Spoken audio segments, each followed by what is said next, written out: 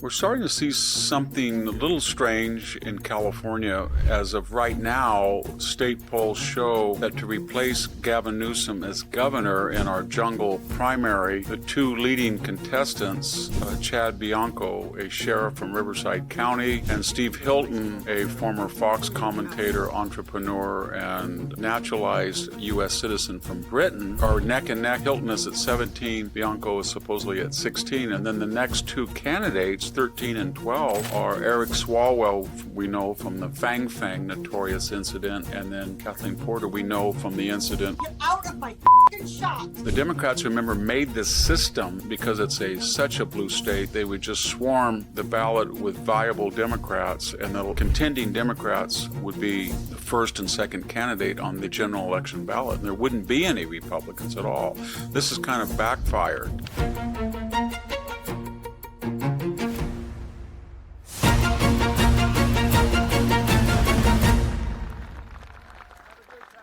Hello, this is Victor Davis Hanson.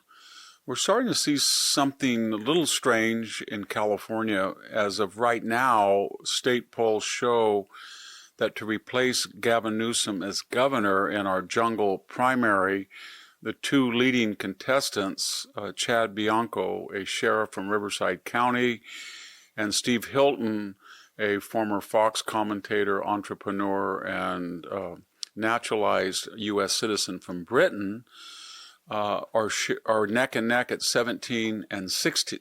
Hilton is at 17, Bianco is supposedly at 16, and then the next two candidates, 13 and 12, are Eric Swalwell, we know from the Fang notorious incident, and then Kathleen Porter, we know from the incident where she was caught abusing one of her staffers and screaming and yelling while on tape.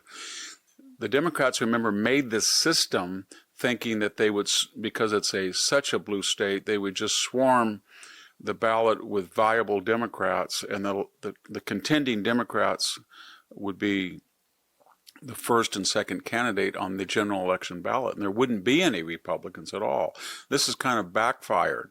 We don't know how long it's going to last. A lot of people think that the Democrats have so gerrymandered elections, local elections and statewide elections and federal elections, and there's such money on the Democratic side, and there's such, what we'll call it, balloting irregularities, and we have the highest number of illegal aliens, that it's impossible for these two candidates to win, either one of them. But the thing to remember is that they're leading. This is unheard of, and it's a direct response to whom? Gavin Newsom. Gavin Newsom, remember, was on the Board of Supervisors of San Francisco County.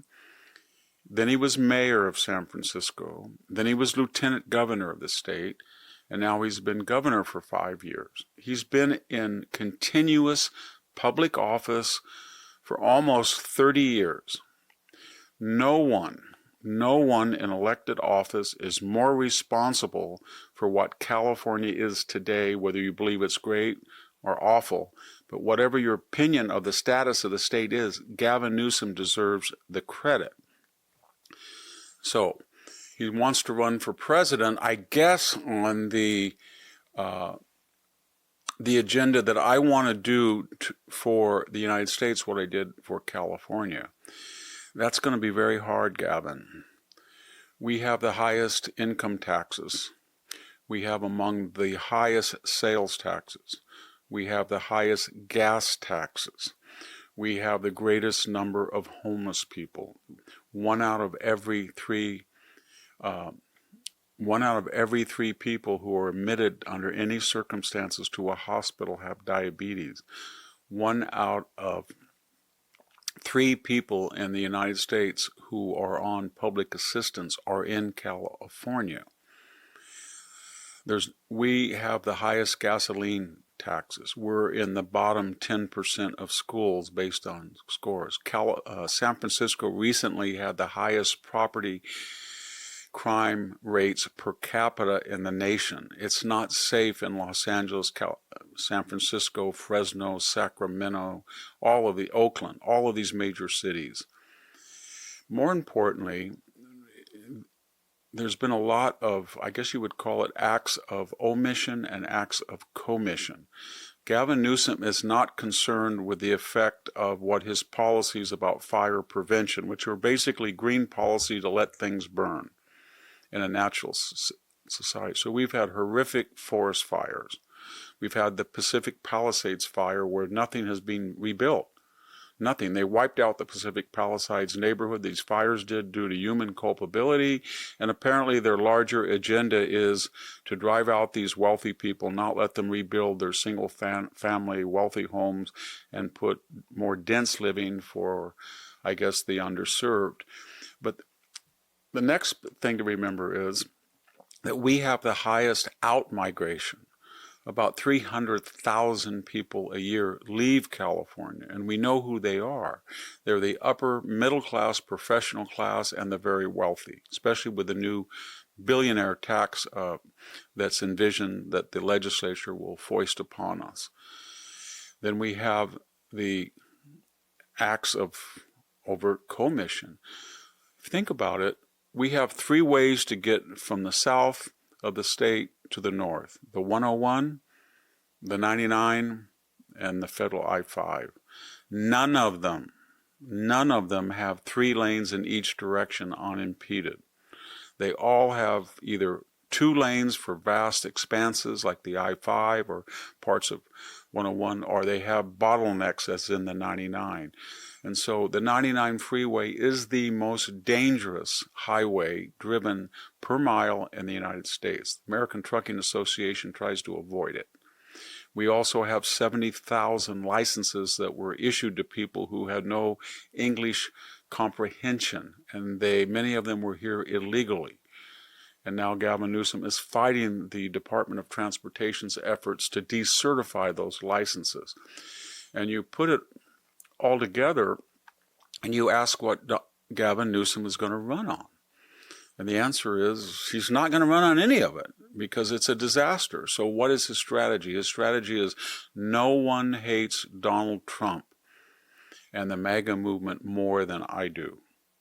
And so what does that mean? That means he goes to his social media team and he says in the most vulgar way, I want to smash his mouth.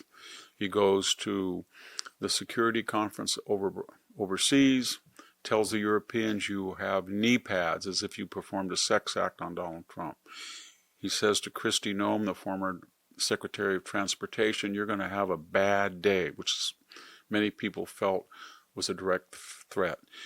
We've had a crusading young 23-year-old journalist who's exposed the Somali fraud, which may be the biggest in our history. It could approach $9 billion of stolen state and federal funds. Now he's in Los Angeles and he's looking at all sorts of fraud, from hospice care to autism to just general welfare and entitlement programs that don't exist but funnel money to Democratic constituencies who in turn support Democratic candidates.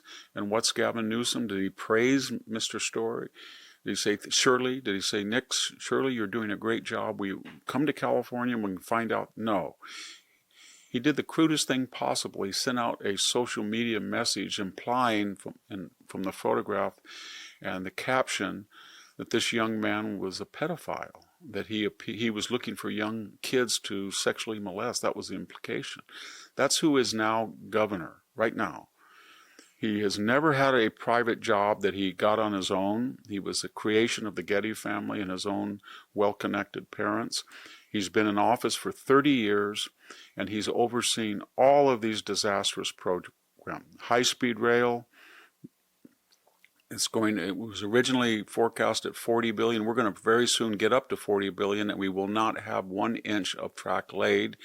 We will never, probably ever, have a high-speed rail beyond Bakersfield to Merced, which will lose money every year, and yet we keep pouring billions into it, while these critical freeways are neglected.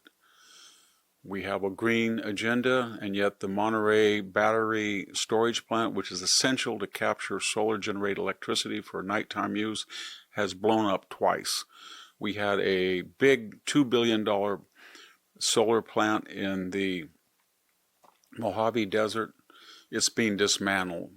It's inefficient and it's harmful to wildlife. It's been dismantled. What could save us? We have about the fifth highest of the 50 states reserves in gas and oil. What's Gavin Newsom doing? He's fighting the federal government that wishes us to expand oil production. Where does California get their gas?